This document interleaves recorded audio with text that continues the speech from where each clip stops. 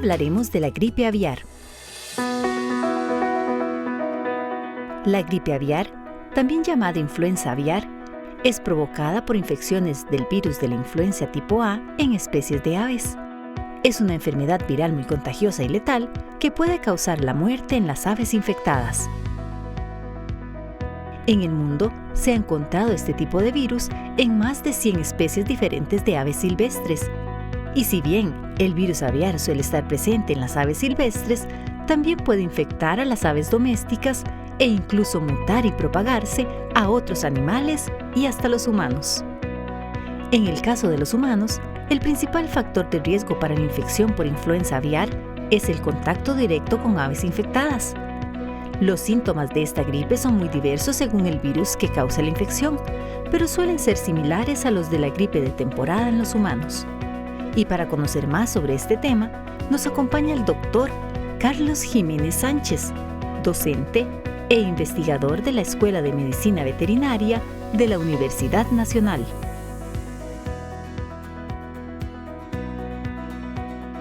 Carlos, bienvenido una vez más a Conciencia, y yo le agradezco sobremanera ese esfuerzo que usted hace para llegar a grabar este programa desde Alajuela. Muchas gracias, Gustavo. Eso no es sencillo. Estoy a la orden, gracias. Muchísimas gracias. Para hablar de la gripe aviar, coméntenos qué es esto de la gripe aviar. Yo siempre socializo los programas que voy a grabar, le pregunto a un grupo de amigos, amigas, todo el mundo oye la gripe aviar y nadie sabía en detalle qué es esto de la gripe aviar, y menos que es un virus, Carlos. Coméntenos.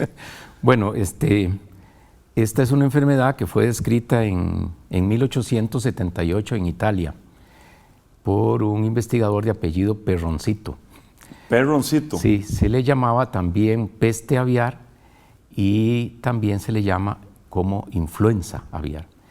Básicamente se le llama influenza porque los virus que causan la gripe aviar son virus de la familia Orthomyxoviridae y el género es influenza virus. Básicamente el más importante es el influenza virus A, y en el caso de los virus que afectan a las aves o los virus del grupo A, del género A, ahí encontramos una clasificación que utiliza dos proteínas estructurales de estos virus, la H, que es la hemoaglutinina, y la N, que es la neuraminidasa. Entonces hoy día tenemos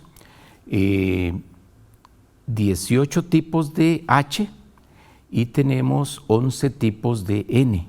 Interesantemente, las H17 y 18 fueron descritas en murciélagos del continente americano. La H17 en el Petén, en Guatemala, y la H18 en la Amazonía del Perú. Bueno, los virus influenza que afectan a las aves del género A tienen su hemaglutinina desde la H1 hasta la H16, ¿verdad? Pero no todos los virus son muy virulentos o muy patogénicos. En realidad, en influenza aviar encontramos dos patotipos, dos comportamientos, digamos, cuando el virus infecta a las aves. En términos generales, el primer comportamiento es la influenza aviar de baja patogenicidad. Esta la producen los virus de la H1 hasta la H16. Y la influenza aviar de alta patogenicidad o muy virulenta, esa enfermedad la producen únicamente algunas cepas de H5 y de H7. No todas, algunas cepas. Entonces, generalmente hablamos de influenza aviar de alta patogenicidad como aquella que mata, digamos, prácticamente el 100% de las aves. Tiene una morbilidad altísima, un periodo de incubación sumamente corto, que puede ser de horas. Incluso la gente dejó las aves en la tarde, la noche del día anterior bien, y al otro día llega y las aves, el 100% de las aves están muertas, ¿verdad? Eso es la forma sobreaguda. Y tenemos casos también de tipo agudo, que evolucionan en términos de 2 días aproximadamente. ¿Cuáles son los síntomas? Los síntomas que vamos a ver en las cepas de alta virulencia, básicamente son aves muy deprimidas, tienden a quedarse echadas en el suelo, no se mueven, con las plumas hirsutas o las plumas, digamos, paraditas. Ellas tienen problemas para respirar, tienen disnea, les cuesta respirar. Por ejemplo, la cresta, las barbillas se van tornando de un color azul porque no pueden llevar suficiente oxígeno, presentan diarrea y los animales se mueren. Cuando nosotros hacemos una necropsia de estos animales, lo que nos va a llamar la atención es que hay hemorragias en todo el cuerpo, ¿verdad? Y algunas de esas hemorragias se pueden observar en vivo, por ejemplo, a nivel de las extremidades, de las patas, se observan hemorragias a nivel de la piel. En realidad están en el tejido subcutáneo. Entonces, esta enfermedad es una enfermedad que es letal, básicamente, y si el virus no mata a las aves, cuando se hacen esfuerzos de controlarlo, pues se someten a eutanasia, se sacrifican las aves para eliminar, digámoslo así, la diseminación de los virus. Hablemos del diagnóstico. ¿Es suficiente viendo los síntomas o es importantísimo hacer un diagnóstico? No es suficiente porque hay otros virus, por ejemplo Newcastle velogénico, que puede darnos síntomas similares. Entonces se recomienda, digamos, tomar muestras. ¿Qué muestras? Bueno, hisopados de tráquea, hisopados de cloaca, la parte posterior de las aves, órganos internos, por ejemplo, y este material se analiza de varias formas en un laboratorio especializado. Se puede analizar mediante inmunofluorescencia, hay pruebas de ELISA para detección de antígeno, pruebitas incluso rápidas de 10-15 minutos, pero las técnicas más específicas, digamos, son las técnicas moleculares, que nos permiten caracterizar si es un virus de alta virulencia o es un virus de baja virulencia. Y con ese diagnóstico pues se van a tomar medidas, digamos, en las parvadas o los animales que estén afectados. ¿Hay tratamiento, Carlos? ¿Antivirales? ¿Qué se le aplica a estos animales? No, en realidad en el caso de las aves no hay tratamiento. Ya te digo, básicamente si la enfermedad no las mata, entonces hay que proceder con la eutanasia. Y generalmente lo que se hace es, digamos, cubrirlas con un plástico, por ejemplo, en lotes, y en ese plástico se inyecta CO2. Digamos, es una forma, se le llama humanitaria, pero digamos, es una forma que no afecta el bienestar animal. Las aves se van deprimiendo y al final terminan asfixiadas. ¿Y cómo se procesan, digamos? ¿Cuál es el protocolo de desecho de esos animales para que no siga ahí la... Hay varias cosas que son particulares, pero en el caso de Costa Rica, por ejemplo, se dio, digamos, la reforma neoliberal y se produjo un recorte, digamos, del personal en muchas dependencias gubernamentales. El Ministerio de Agricultura no fue una excepción en el caso de Costa Rica. Entonces, ¿qué hizo el Servicio Nacional de Salud Animal? Lo que hizo es que capacita a los veterinarios que atienden, digamos, la empresa privada. Y estos veterinarios, después de esa capacitación, reciben una acreditación que los declara como veterinarios oficializados. Es una forma de que ellos pueden hacer tareas, digamos, oficiales estando en la empresa privada. Bueno, ese es el primer eslabón. El segundo eslabón es que hay que confirmar el diagnóstico.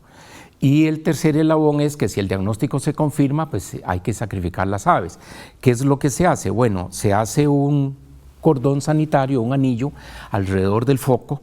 Ese anillo tiene un diámetro de 1 kilómetro, ¿verdad? Y todos los animales de ese kilómetro se sacrifican. Luego se hace un segundo anillo a los 3 kilómetros y un tercer anillo a los 5 kilómetros. Esos animales se observan y se están monitoreando mediante exámenes de sangre, mediante hisopados, para ver si el virus está circulando en ellos. Si no, habría que extender el primer anillo. Sí. Permítame hacer eso, está muy interesante. Hacer una pausa y continuamos en el siguiente segmento. Ya regresamos.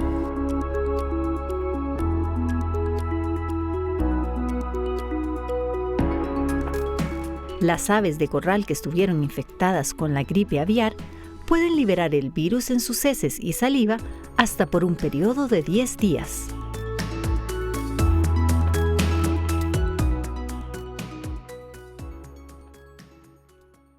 Gracias por continuar con nosotros aquí en Conciencia. Estamos hablando con el doctor Carlos Jiménez Sánchez, quien es docente e investigador de la Escuela de Medicina Veterinaria de la Universidad Nacional. Carlos, a ver si retomamos lo que nos estaba explicando. 1 kilómetro se sacrifican todas, 3 y 5 kilómetros observación. Sí, señor. Se hace un monitoreo, hisopados, pruebas serológicas Y sí es... Aleatorio. Sí, exactamente. No todos los animales. No todos los animales, okay. pero digamos en una forma representativa. Y luego, digamos, me habías preguntado, bueno, ¿qué se hace con estos animales? Estos animales básicamente se sepultan, digamos, se hace una fosa profunda y luego se cubren de cal y finalmente se entierran. En otros países, porque ha habido muchos brotes, sobre todo de H5N1, lo que también se utiliza es, digamos, incinerar los animales, ¿verdad? Esa es otra posibilidad. Pero en el caso de Costa Rica, básicamente lo que se hace es sepultarlos. Con cal y se entierran. Sí, este caso que se dio en Parrita es en el año 2003, a inicios del 2003. También se dieron casos en la costa del Caribe y en Punta Cocles, pero esto afectó únicamente animales silvestres. Y también en la isla del Coco y afectó aves silvestres, ¿verdad? Digamos que esos brotes no pasaron a más, en el año 2024 no tuvimos, pero tenemos que estar alerta. ¿Por qué razón? Porque los virus no tienen inteligencia, pero son muy sagaces. Los virus básicamente son parásitos intracelulares. ¿Por qué? Porque dependen del metabolismo celular y tienen otra característica, y es que no gastan energía, son muy económicos, ¿verdad? Ellos utilizan, digamos, el medio ambiente, utilizan el agua, utilizan el aire para diseminarse, esto hace que básicamente tengamos que los principales reservorios de los virus influenza son aves acuáticas, muchas de las cuales son migratorias. Entonces prácticamente en este momento podemos tener influenza aviar en cualquier país del mundo. ¿Por qué razón? Porque las aves de Asia migran hacia Europa y hacia África, pero también migran hacia Alaska. Claro. Y de Alaska descienden todo el continente. Entonces, ¿qué vimos en el año 2023? Que prácticamente desde Canadá hasta la Argentina y Chile hubo brotes de H5N1, ¿verdad? Que es un tipo particular de cepa de alta patogenicidad o altamente virulenta. Claro. Y ¿cuál es el agravante de este? Bueno, no solamente en explotaciones comerciales, en aves silvestres, como sucedió en Costa Rica, sino que también este virus ha saltado a otras especies, por ejemplo, mamíferos, leones marinos, nutrias, etc. Y en la Patagonia y en el Antártico se reportan por parte de investigadores chilenos y peruanos mortalidades de miles de animales, digamos, mamíferos silvestres a causa de la gripe aviar. Entonces tenemos un virus que tiene la capacidad de hacer el spillover, que se llama, que es el salto entre especies. ¿Con respecto al ser humano? Con respecto al ser humano, desde el virus H5N1 no es nuevo. Este virus fue descrito, reportado por China en Guangdong, en el sureste de China, en el año 1995. Y los primeros casos se describieron en el año 1996 en humanos. Del año 96 al año 2025 tenemos prácticamente 900 casos reportados y confirmados en humanos. Y de esos 900 casos tenemos 468 fallecidos, alrededor de un 50% de letalidad. Altísimo. Exactamente, es muy alto. ¿En Costa Rica qué cifras tenemos, Carlos? En Costa Rica no ha habido casos en humanos. ¿De muertes? ¿De muertes? No ha habido casos del todo en humanos. Persona infectada no hemos tenido. No, pero digamos, vean qué interesante. Por ejemplo, el año pasado, más o menos a finales de marzo del año pasado, en Texas, en Estados Unidos, empiezan a describir un cuadro desconocido en las vacas lecheras. Básicamente las vacas perdían el apetito, bajaban la producción de leche y desarrollaban una mastitis, una inflamación de la glándula mamaria, en la cual la leche deja de ser blanca para transformarse en una leche con un aspecto de calostro. Es amarilla, es espesa y en algunos casos sanguinolenta. Y este caso de Texas luego aparece en Michigan y de Michigan aparece en otros estados, hasta que se logra establecer que la causa es una mastitis necrótica producida por H5N1, o sea, el virus que estaba circulando en las aves pasa a las vacas de leche y en las vacas de leche causa una mastitis. Ahora, ¿cómo pasó de Texas a Michigan? Bueno, porque Texas vende pie de cría para muchos estados lecheros de la Unión.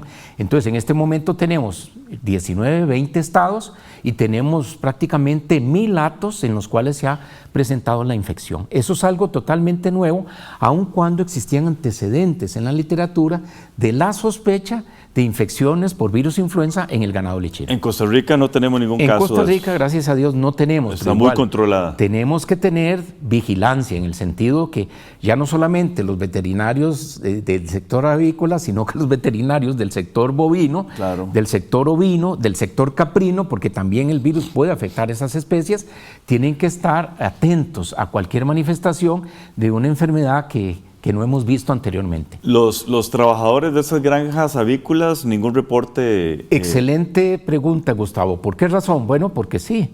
En Estados Unidos, de marzo del año pasado a la fecha, hay 70 casos en seres humanos. De esos 70 casos hay un fallecido por un virus H5N1 que no es el mismo que está circulando en las vacas. Es de otro genotipo, pero este virus se sabía que estaba circulando en aves silvestres y la persona es una persona del estado de Missouri, tenía algunos problemas de inmunosupresión y en su casa habían aves de traspatio, al igual que el brote en Costa Rica. En las aves se encontró el virus, pero interesantemente, si bien es cierto, el virus es de otro genotipo, el virus que se aisló en 2 ocasiones de este paciente que al final falleció, es un virus que presenta mutaciones que lo distinguen del virus que tenían las mismas gallinas de la casa. En otras palabras, los virus pueden evolucionar en un ser humano en un periodo de un ciclo de infección, digamos, de un padecimiento. Bueno, y hubo otro caso por el mismo genotipo en Canadá, una niña adolescente de 13 años, estuvo varios meses en coma y al final no sé qué pasó con ella porque no se ha publicado nada más al respecto. Pero igual, la niña no se supo cómo, pero el virus es el mismo virus que estaba circulando, digamos, en grupos de aves silvestres. Se supone que en forma directa o indirecta hubo algún contacto, digamos, y que por ahí llegó la infección. Ahora, hay dos tipos de presentación en humanos. ¿Qué fue lo que se vio en Estados Unidos con las personas que se infectaron con el virus H5N1 de los pollos, digamos, de las aves domésticas y de las vacas? Una conjuntivitis hemorrágica. Y básicamente síntomas respiratorios muy pocos, solo como 2 o 3.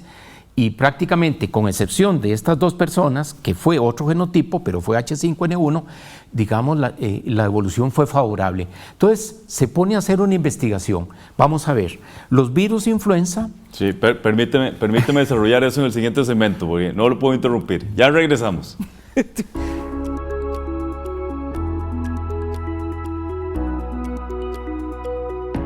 Para prevenir esta infección, es necesario mantener buenas medidas de higiene, como el lavado frecuente de manos y la desinfección de superficies.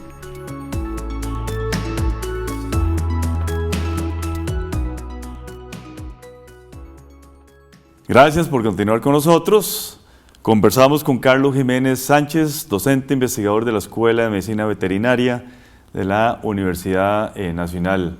Con las disculpas del caso que lo interrumpí, continúe con esa interesante historia. Y le quiero preguntar también, para que se refiera más adelante, ¿qué ocurre si consumimos un ave que estuvo infectada con el virus? Muy bien, vamos por partes. Bueno, siempre que se inicia una infección viral, es necesario que los virus se adhieran a la célula. Dijimos que son parásitos intracelulares, pero necesitan adherirse, pegarse a la célula.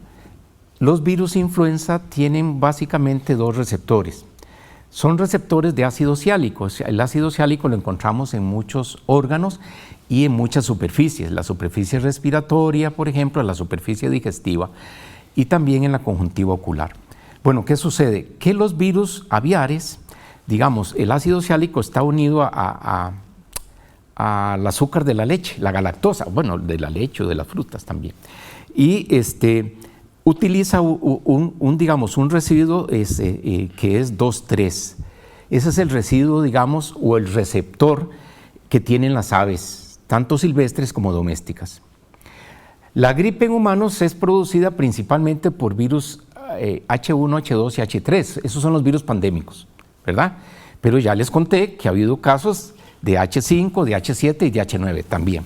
Bueno, entonces, ¿cómo es que llegan estos virus? Bueno, el ser humano tiene receptores 2-3 en los alvéolos y en los neumocitos tipo 2, que son células que están dentro de los alvéolos y producen la proteína surfactante que impide que el alvéolo colapse. ¿Por qué es que se ha muerto tanta gente? Bueno, porque el virus hasta hace poco únicamente podía replicarse en los alvéolos de los pulmones. ¿Cómo llega un virus a los alvéolos de los pulmones? Tiene que brincarse la nariz, las barreras de la nariz, los pelos, los mocos de la nariz, los macrófagos, igual la tráquea, igual la faringe y ahí para abajo. Entonces, las personas que se han muerto es personas que están inhalando cantidades exponenciales de virus. ¿Y qué es lo que sucede en Asia? Que las personas que cuidan las aves viven en la granja, duermen con las aves. Y la mayor parte de ellos son jóvenes menores de 20 años. Aquí tenemos un problema de explotación infantil, pero nadie dice eso. Nadie dice eso. Entonces, ¿qué podemos decir? Ese cuadro es cuando el virus llega al neumocito tipo 2 o al alvéolo, genera la liberación de citoquinas proinflamatorios, insuficiencia respiratoria aguda y si no estamos en un hospital nos morimos. ¿Ok? Ahora bien, ¿qué es lo que se descubre cuando ocurren los casos de conjuntivitis? Vean qué interesante. Resulta que tenemos receptores alfa 2,3 de ácido ciálico en la conjuntiva ocular. Por eso es que produce una conjuntivitis hemorrágica. Ahora bien, ¿qué es lo que tenemos en las vías respiratorias? En la nariz, en la faringe, en los senos paranasales, en la tráquea. Tenemos receptores 2,6. Entonces pareciera que no va a haber posibilidad de que un virus de esos se replique, a no ser que el virus evolucione. El H5N1 que apareció en Guangdong en 1995 no es el mismo virus que tenemos ahora. Ese virus era exclusivamente las aves, pasó de las aves silvestres a las aves domésticas. Y en este momento tenemos un virus que solamente en Estados Unidos se han reportado entre el año 2024 y 2025 30 especies de mamífero afectados, osos, pardos, negros, oso polar, mapaches, hurones mustélidos, martillas, etcétera, cetáceos, leones marinos, etcétera. O sea, si nosotros vemos la gama, entonces el virus en este momento está viviendo, digamos así, una evolución que aumenta el espectro, que favorece el spillover, el salto de especie. ¿Y qué es lo que ha sucedido en humanos? Y esto es, por eso es, no me has hecho la pregunta, pero existe el riesgo de una pandemia. Yo tengo que decir que el riesgo está latente. Está latente porque hay estudios que han utilizado receptores de ácido ciálico artificialmente generados, se ponen en una placa de ELISA, una prueba inmunoenzimática, y los virus aislados de las vacas se unen a receptores alfa 2,3 y también en menor grado a receptores alfa 2,6. El virus viene evolucionando a nivel de las polimerasas, a nivel de todos los genes, pero para efectos prácticos, a nivel de las polimerasas, facilita la replicación y a nivel de la hemaglutinina, facilita el reconocimiento de otros receptores. Entonces, eso representa un peligro potencial, ¿verdad? Por eso yo digo, está latente. La Organización Mundial de la Salud, los CDC, la Organización Europea de Salud, nos dice el riesgo es bajo, pero tenemos que estar monitoreando los brotes. Vigilantes. Las instancias que tienen que ver con esto, SENASA y demás, ¿están haciendo bien las cosas? Sí, definitivamente, digamos, tenemos un equipo, digamos, en SENASA, que es, digamos, el equipo de la parte avícola, y tenemos también los oficiales, los veterinarios oficializados, digamos, en las plantas privadas. Y también SENASA tiene un equipo de técnicos y personal de campo que hace monitoreo de aves de traspatio, porque no solamente se vigila, digamos, influenza, se vigila Newcastle, son dos enfermedades que son de declaración obligatoria. y que, digamos, obligan al país a notificar a la Organización Mundial de Salud Animal, la OMSA, y obligan también, digamos, a el cierre, digamos, de las exportaciones. Y Costa Rica es un país que exporta pie de cría, digamos, a Centroamérica, parte de Sudamérica y el Caribe, y también es un país que exporta productos, digamos, pechugas, muslos, etc. Entonces, ahora sí, la gente se pregunta, ¿hay riesgo en el consumo de alimentos? No. ¿Por qué razón? Los virus influenza son virus envueltos. Al igual que SARS-CoV-2, por ejemplo, el virus de COVID-19, son virus muy lábiles, no resisten el calor. Cuando cocinamos debidamente la carne, cuando cocinamos debidamente los alimentos, los huevos, eliminamos el virus. Además, los detergentes, el agua y el jabón lo destruyen. Los solventes orgánicos, el alcohol lo destruye. Entonces, son virus que no resisten, digamos, la adversidad del ambiente. Perfecto. Sin embargo, Don Carlos, estamos sin tiempo ya. Me comprometo a invitarlo de nuevo y ojalá que usted venga desde Alajuela a hacer un segundo programa porque se nos quedaron muchos temas, como el de las vacunas, por ejemplo. Sí. Sí, así que le agradezco muchísimo. Disculpe que lo interrumpa, pero muchísimas gracias a todas y todos ustedes. Continúen con la programación de Canal 15 UCR, no sin antes ver nuestra sección Conceptos. Hola, gracias por acompañarnos en este espacio que hemos llamado Conceptos. Soy Catalina Lao y voy a definir lo que dijo nuestro invitado aquí. Y los animales se mueren. Cuando nosotros hacemos una necropsia de estos animales, Necropsia, también conocida como autopsia, es un sustantivo y se refiere a un examen post-mortem de un cadáver para determinar las causas y circunstancias de su muerte. En este caso, el investigador usa este concepto cuando describe el estado físico de las aves infectadas por influenza aviar. Como indica el investigador, este virus muestra signos de daño tanto externos como internos. Estos últimos se hacen visibles cuando analizan los órganos de las aves luego de morir. Además, nuestro invitado también usó este término. Monitoreo, hisopados, pruebas serológicas y aleatorio.